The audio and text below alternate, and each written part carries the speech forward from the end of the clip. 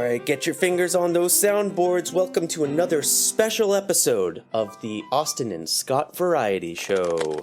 Yeah! This week we have a special guest, friend of the show, friend of a friend, Doug. Welcome to the show, Doug. Hello. Hey. Well, if you want to go ahead and introduce yourself to the listeners a little bit, go for it. Sure, my name's Doug. I work in Canada for Canada Post, our national postal service. How's it going? It's been a fun week, hasn't it? Have you getting much rain up north, or is it just cold? Oh, it's been nothing but cold. It's been I live in a place where we have no snowplows, so it's just watching people sledding on their cars all up and down the street. I'm in Vancouver Island, actually, where you'd think we'd have snowplows. But... No snowplows? So there's one, and it's tied up somewhere. I probably don't think we could even leave the parking lot with the snow. It's on the island. It's working overtime, that's for sure. But, yeah, okay. How are you? Doing good. It's been kind of a frosty week down here in California, and Scott's high up in the mountains in Colorado. How's it out there in the high altitude, Scott? Yeah, we this week we were down to, well, that night's negatives, but during the day 3 degrees at one point. Ooh. So it was nice and cold. And now it's raining. Now we're back in the 40s. Yeah, we got buckets of rain this week. And I guess my low for this week was I wasn't really paying attention when I last parked my car, because I usually take the little electric bike to work. But then the rains came, so I had to drive. And then lo and behold, the back left window was down. Oh, no. Everything was moist. So I just learned about Colorado, actually. 5 seconds ago from Google. It looks like you're in like a bowl. It looks like there's just mountains on every side of you. That's if you're in Telluride and a little further west. What actually happened was that there was a wagon trail, and people got to what would be Denver, Colorado, and they looked at those mountains and said, "Fuck that." And they said, "This is good enough." It was good enough. There was water, there was sunshine. So basically, Denver is the, like Austin said, last stop, and then anything west of that, you're surrounded by mountains. So it's very, very stunning, very breathtaking. Definitely don't get caught up on the mountains if you don't have the gear for it, though. It gets very cold. Does it make you feel claustrophobic when you're around those mountains, or you're just like, oh man, I'm in this tiny little hole and there's giant walls around me? It's like a nice warm hug. Aw. But I mean, yeah, if you do, you always just go down to Denver, and then you just have the plains that are just open for forever. So then that goes into like Nebraska and all the fun Midwest states. Oh. Yeah, it's a lot like driving through Saskatchewan. You drive through it, that's what you do in Nebraska. You keep going until you hit Chicago. The Saskatchewan of America.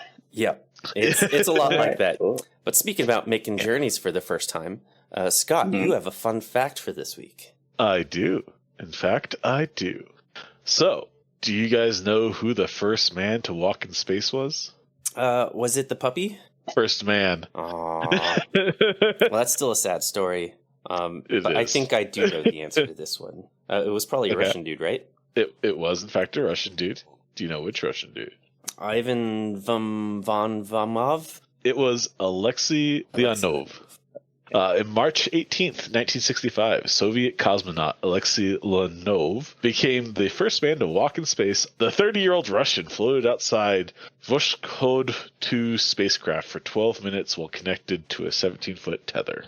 Well, that's a fun fact, and it's a spacewalk, so he just went up there, did a little orbit, hopped outside for a hot minute. Exposed himself to the space and radiation, all the little stuff that could kill you instantly. And that was in 1965? So was Kennedy pissed that we were losing the space race? Oh, yeah. And what I found most interesting about this was the fact that he's about our age. Like, that's, Mm-hmm. It's weird when you start getting older and you start realizing that all those, like, hype up propaganda hero stories that the government sends is just, you're that age of the people that they're start just talking average about. Dudes, you know? Yeah, exactly. What was his motivation for wanting to walk in space, anyways? I think there was a gun pointed to him. The KGB he's under duress.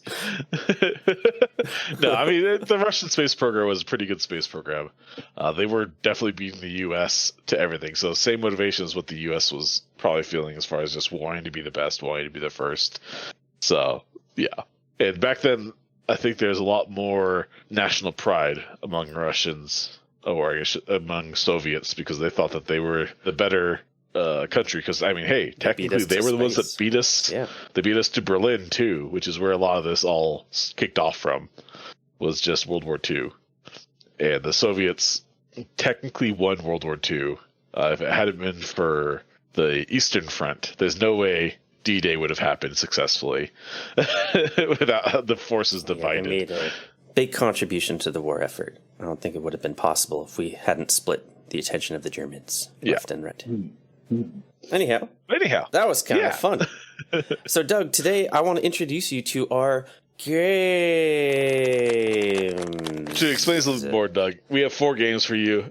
Basically, the games you can accrue points in. If you are able to accrue 10 points by the end of these 4 games, then you're allowed to request a special prize, which we will get into much, much later. The first game that we have prepared for you today is a little game that we like to call Order Matters. In today's game of Order Matters, we have different video game consoles. The objective of this game is for Doug and Scott to correctly guess the order in which these video game consoles have been released. We have the Sega Genesis, Nintendo Entertainment System, and Atari 5200. All right, I'll go first. I would guess the first one would be the Sega Genesis because it's in the name. In the beginning, in the end. Yeah, and they wouldn't lie to us. So Sega Genesis, and then I feel like Nintendo has been around. So I'm going to say the NES next, Nintendo Entertainment System. And then I would say Atari, because I think Atari was also just better than Nintendo. So its name stuck around, definitely, through the annals of time. All right, so you're locking in your answer in that order, Sega, Nintendo, then Atari. How about you, Scott? Locking it in. All right. I think Atari is first, just because I think Atari is the one that you had the joystick for, and these other 2 systems have consoles. And there's no way a joystick would have survived in a not a console, a handheld. The typical ones we see today. So that's my theory for Atari going first. Between the NES and the Sega, I don't remember where Sega comes from. I want to say it's also a Japanese company, but I know Nintendo was around during a long time. Yeah, that. So you know what? I'm going to stick to Doug's idea of where he went top down. I'm going to go bottom up. So Atari, Nintendo, Sega. And I'm sure the real answer is Atari, Sega, Nintendo, but I'm going to stick with my guns and do Atari, Nintendo, Sega. Oh, drum roll. We finally have the drum roll. The answer is it was released Atari, Nintendo, then Sega. So Atari came out in 1982, followed quickly by the Nintendo Entertainment System in 1983, and after that, cartridge. The Sega Genesis in 1988. Wow, it looks like it's something you'd carry around in your pocket from the 90s at this point. I think they're a little bit too big for your pocket, but yeah, same design theory. All right, so in this game, Scott has accrued 3 points. And Doug, you got 1 point from this segment. Congratulations. Yay. All right, now we're moving on to the second game segment where Scott will introduce us to some fake news. All right. So, Doug, in this segment, you'll be playing against Austin. And I have 3 news headline and stories. 1 of which is real, 2 of which are fake. So, this week's theme is things that were stolen. Great heists. Are you ready? I'm ready. Ready. All right. Number 1. Thieves roll out with thousands of stolen toilet paper rolls.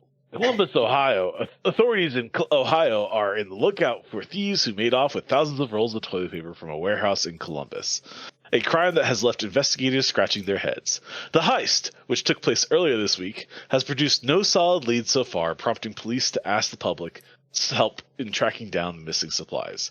We've seen all kinds of theft, but this one is definitely unique, said Officer Daniel Morris, noting that the stolen toilet paper could either be resold or hoarded as prices continue to climb.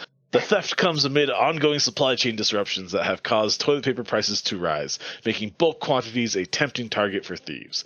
Police are reviewing security footage and speaking with witnesses as they work to wipe the case clean and bring the criminals to justice. Anyone with information is urged to contact the Columbus Police Department. Wiped clean, huh? Wiped clean. That's really cute. Yeah. All right, That's Doug. fun. We have to suss out the plausibility of this story being real or based on reality, or if it's an entire fabrication. And Scott is a very cunning and creative individual. How is this story sounding to you so far? It sounds a bit sus. I gotta say, I feel like there's a lot of commodities out there you could steal. I wouldn't rank toilet paper high. I mean, there's been times when sure you could steal some toilet paper, make some money. In fact, I think that did happen a few years ago. Yeah. But I feel like the hype for stealing good would be eggs. So more likely steal some eggs. That's very current. Yeah. I will tell you guys right now, I did not put the maple syrup story in here. Because that was the best. Yeah. That's the best heist, in my opinion. I'm suspicious as well. You're suspicious. All right. On to the next one, Scott. Number 2. Thieves boot away with thousands of pounds of cheese in Wisconsin heist. Wisconsin police are on the hunt for suspects behind the theft of several thousand pounds of cheese from a dairy distribution center in Milwaukee. A crime that has left authorities baffled and dairy lovers outraged. Discovered earlier this week, the brazen heist has yet to produce any solid leads, prompting investigators to call the public for help. This isn't just a crime, it's an attack on the Wisconsin culture, said Sergeant Tom Reynolds, adding that cheese thefts have been on the rise alongside increasing dairy prices. Authorities believe the stolen goods could be resold on the black market or smuggled out of the state, given Wisconsin's reputation as America's cheese capital. Police are reviewing surveillance footage, questioning potential witnesses as they work to solve this cheesy mystery before the trail goes cold. Anyone with information is urged to contact Milwaukee Police Department. What a cheesy story. Did they say thousands of dollars worth of cheese? Was that it? Let me check here. Thousands of pounds of cheese. Thousands. Oh, that's a lot. That's a lot of cheese. Thousands of dollars worth of cheese could just be like a couple baked sticks of brie. Right, yeah. Or just one wheel. Yeah. Yeah.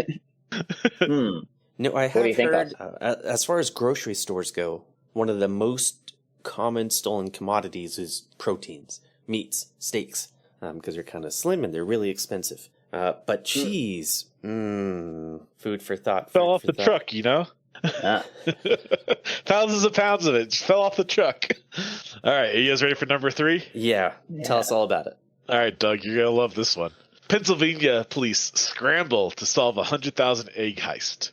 Authorities are investigating the theft of 100,000 eggs from a trailer in Pennsylvania. A bizarre crime with no leads 4 days later. With egg prices soaring due to bird flu, police suspect the heist may be tied to the rising costs. Trooper First Class Megan Frazier urged the public to provide tips, calling out the case definitely unique in her time with the force. We're relying on the leads from the community, Frazier said, hoping someone knows something and will call us. The national average egg price hit a record high already this year, with Agriculture Department predicting only for it to increase more. Police are reviewing surveillance footage, speaking with witnesses as they race to crack the case before the trail goes cold. Anyone with information is urged to contact the Pennsylvania State Police.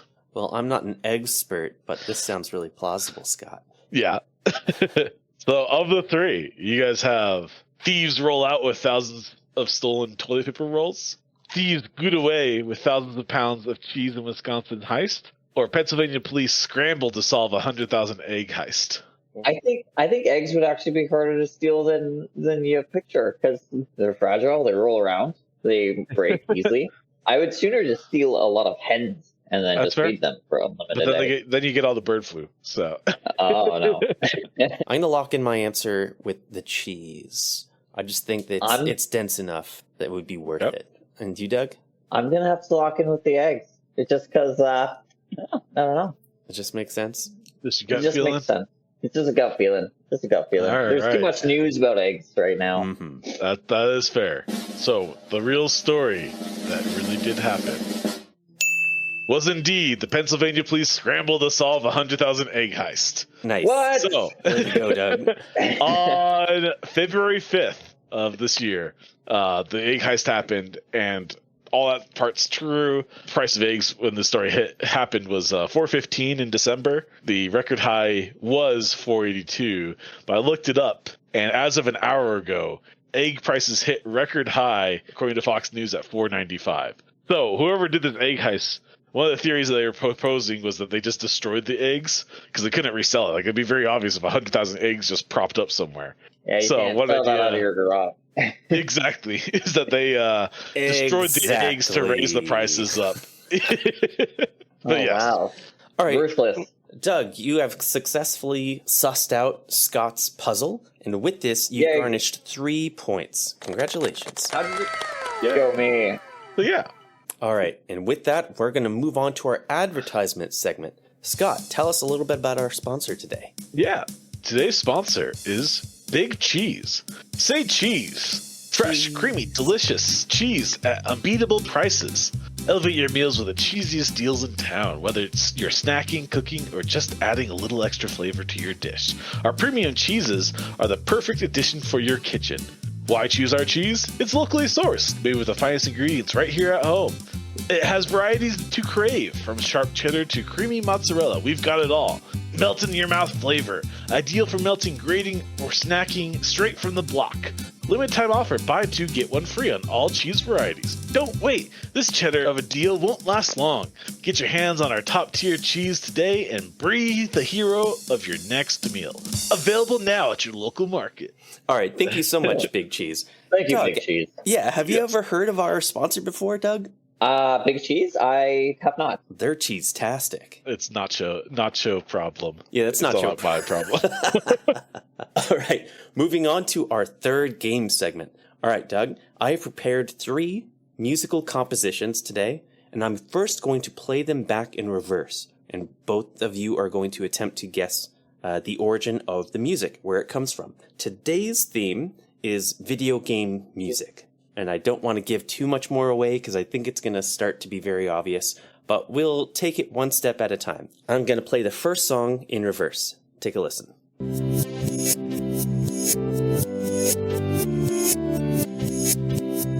I have no idea. I'm getting Kirby vibes from that. I feel like that's a Kirby video game music jingle. Okay, that's a good guess. I'm not very well versed in video game music. Okay. Aww. Wow. So for 1 point, we still guess incorrectly. I'm going to guess it's a video game song from Nintendo 64 console. That is probably one of the best video games of Nintendo 64. Ocarina of Time. Correct. Yes, that is my rendition of Ocarina of Time from Legend of Zelda. I'm glad I didn't guess, because I was just going to say Zelda.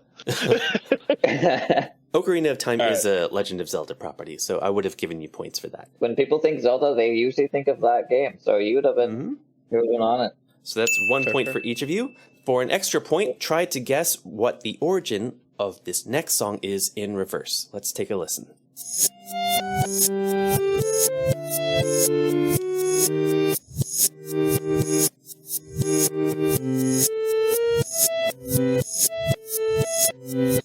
Oh, I know it. I know it.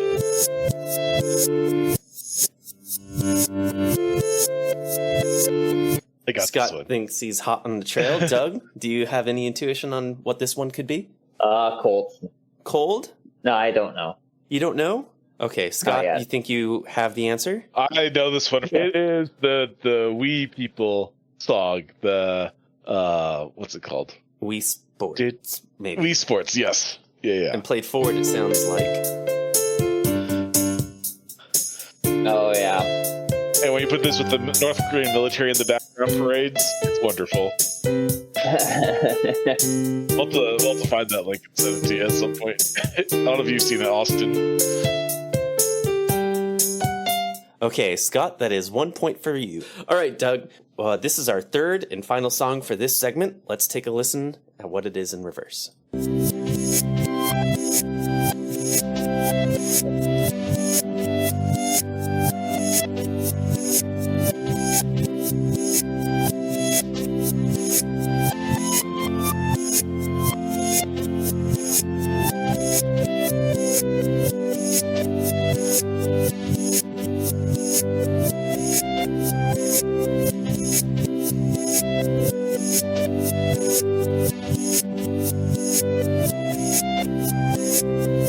think you're pulling my leg. I think that was the same jingle you just played again. Yeah, I use the same accompaniment, but the melody will be unique.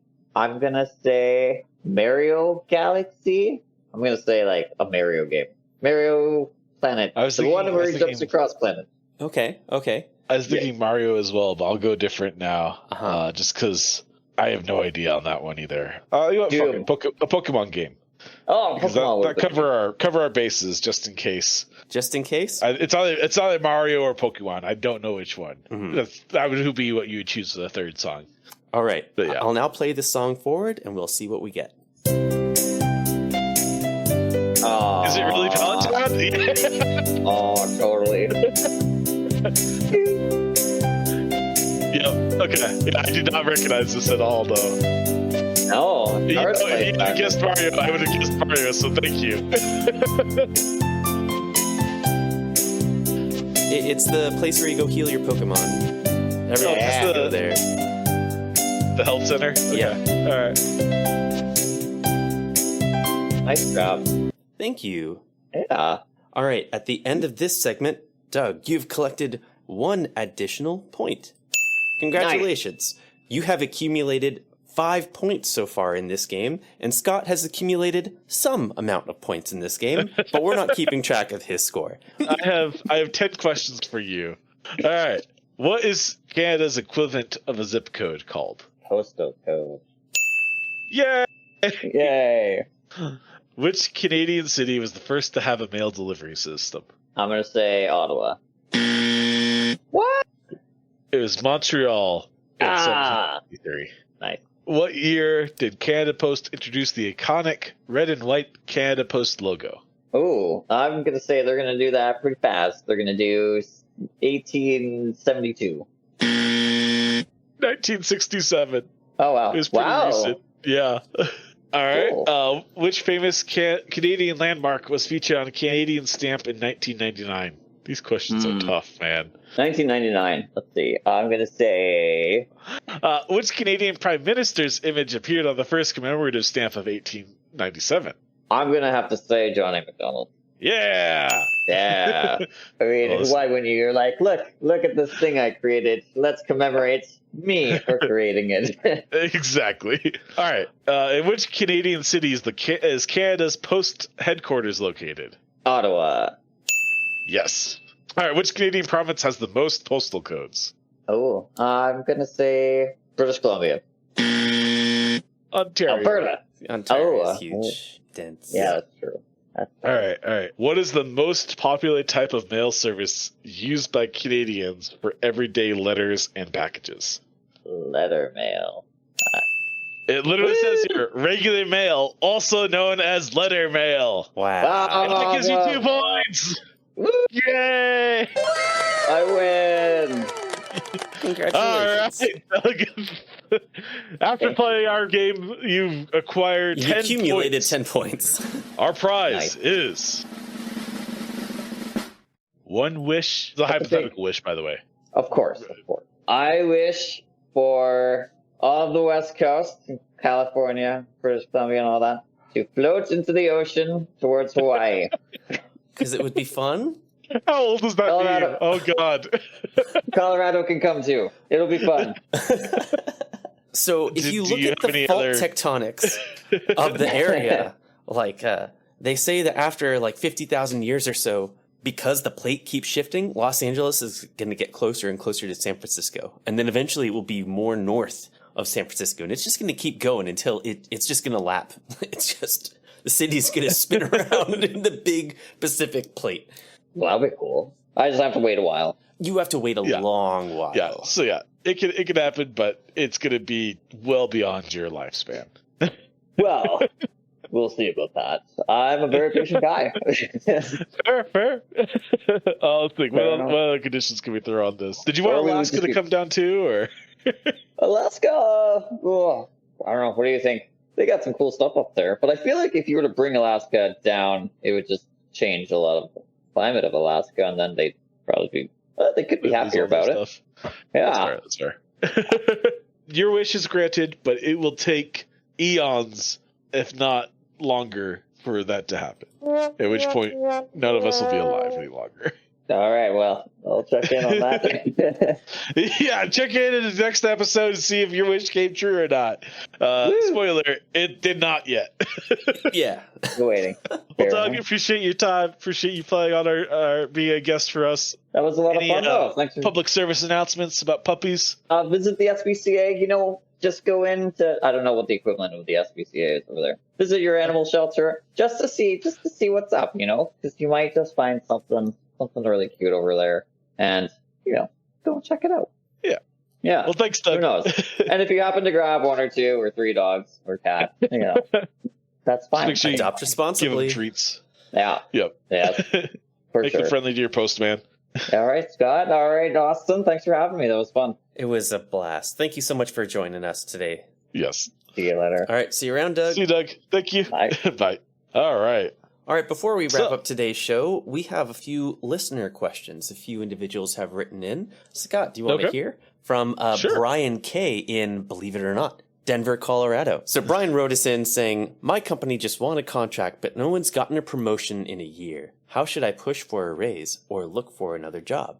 Ooh, that is a tough one, Brian. The politics of negotiation of pay has always been a touchy subject. The best way I've approached the subject is always asking for additional responsibilities first. That seems to go over pretty well with higher ups, of where you're like, hey, I feel like I'm ready to take on some additional responsibilities. If they agree, then that gives you the leverage you need to then discuss the pay raise. Don't ever go to your boss to say, hey, I need a pay raise. They're only just going to resent you. But if you can show the benefit of you being willing to do something additional, and if they agree that you're ready for some more responsibilities, that opens the door, or unlocks the door, I should say, for you to then approach that conversation. That is a very economical way to go about it, Scott. I would jump the gun a little bit and just start taking on those additional responsibilities. Just be everyone at the company. Just take everyone's job and then say, hey, I'm everybody. Can I have a raise, please? Or else I'm going to leave. That is another. The hostage negotiation strategy is also another one. However, usually you have to have another job offer lined up in order for that one, and it's a who blinks first kind of deal. That could get kind of nerve wracking. Whereas the other one, if you want to stay at the same company and you like your company, that one does the minimal amount of damage to your reputation. Not saying the other one doesn't work, because the other one definitely does work. But there is a chance that they say no, and then you have to leave the company. Otherwise, your bluff's called and you'll never get a raise, ever, because they now know that you're their B-word, for lack of a better term. Yeah. But yes. It's a tricky tightrope. Good luck, Brian K. Yep. All right, next. Good luck. Next, Alex P. writes us from New York. New York, what's the best way to let someone know that they are truly special on Valentine's Day without breaking the bank? Aww. But Scott, there shouldn't be one special day where you let the people in your life know that you love them. There should be 3. No.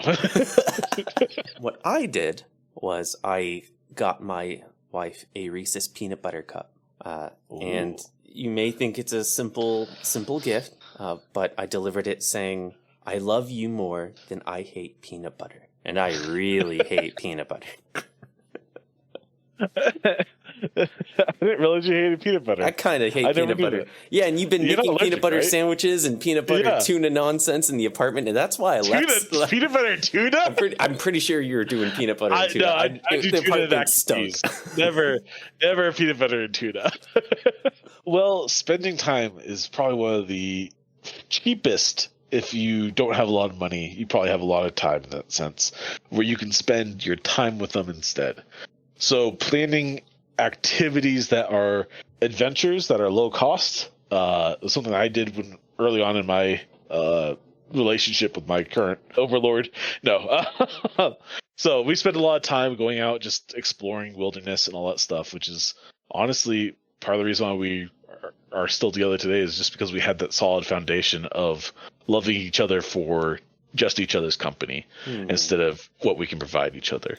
So that, I think, is a really good low cost sacrifice or gesture. A picnic. Everyone jokes about it, but that's can be super cheap. All you need is literally a blanket, and you pack whatever's in your fridge, and you just go out. That's it. And it's a super romantic gesture. A lot of girls love that. It's just spending time with your partner. Time is a resource, and you can spend it more wisely. Thanks, Alex P. Next, Rachel T. from San Diego, California writes in, if you could go back and relive one video game from your childhood, which one would it be and why? I still can boot up my Game Boy Advance whenever I want to. Yep, I still have my Game Boy Color ready to go. I think there was a small handheld Yu-Gi-Oh! Shaped Tetris game that I had a long time ago, and that's where I developed my craft. That one, but you can always play Tetris online. But the convenience of having that triangle shaped obelisk in my hand is in the handheld form was really fun. I see. Okay, I can see that. For me, it'd probably be playing make believe was what I did mostly as a kid, and for that I need other kids. Mm-hmm. So we would go just play outside, run around, pretend we had superhero powers or X-Men powers. And now we call it D&D, but yeah, they added math. All right. Lastly, a plucky young fellow by the name of Link from Hyrule, Kingdom of Hyrule. He writes in saying, if you woke up one day and had to start your journey over, but with everything you know now, what's the first thing you'd do different? Buying Bitcoin when it was... Not selling my Bitcoin when I had it in my pocket? Yeah. There's a few specific things I might have done. As far as career advice, I probably wouldn't change too much. A lot of my career was better than what I probably deserved, if that makes sense, as far as just where my background was from. I happened to luck into a lot of it. So, no, I probably wouldn't change it. But some of the best advice I got when I was starting my career was from one of our professors, Jim Ruff, at New Mexico Tech. Basically, he gave me the advice before we left school that if you're going into engineering, make sure you're on the profit generation side, not the maintenance side. And I have taken that advice seriously, and it has made a world of a difference. All your promotions, all your negotiations of pay, even layoffs, it's a very drastic world between the maintenance or the sustaining side and the profit generating side, or the sales side. So I stand by that advice. I'm glad I got that when I was younger, because that makes a huge difference. That's really, really good advice. Would I do things differently? I mean, I think when I was younger, I kind of quickly figured out how things should work, and then I would have expectations on people and my surroundings. And then stuff doesn't go the way that's planned, and then I allowed myself to get upset. So I think I would try to bring that maturity with me to have lower expectations, or to just not flip out when things don't go the way I intended to. And that would really help me growing up, I think. I'd do that a little differently. That's good advice, too. Is just make sure you have the maturity and wisdom. If you go back in time, take that with you. That'd be a good one to have. Because, when we're young, irrational, impatient, thinking you're invulnerable, invincible, until you snap a bone or two, and then you realize, oh, hey, shit, I'm mortal. Yeah, I guess you gotta fly a little close to the sun to figure out that you're... Yeah, you gotta get knocked out a couple times. I haven't died yet, so obviously I'm immortal, right? That's how evidence works. Relations and causations, my guy. All right, this has been another fun episode of the Austin and Scott Variety Show with our special guest, Doug. Thank you so much for joining us, and we will look forward to seeing you in the next one. Please write in. Bye-bye. See you guys.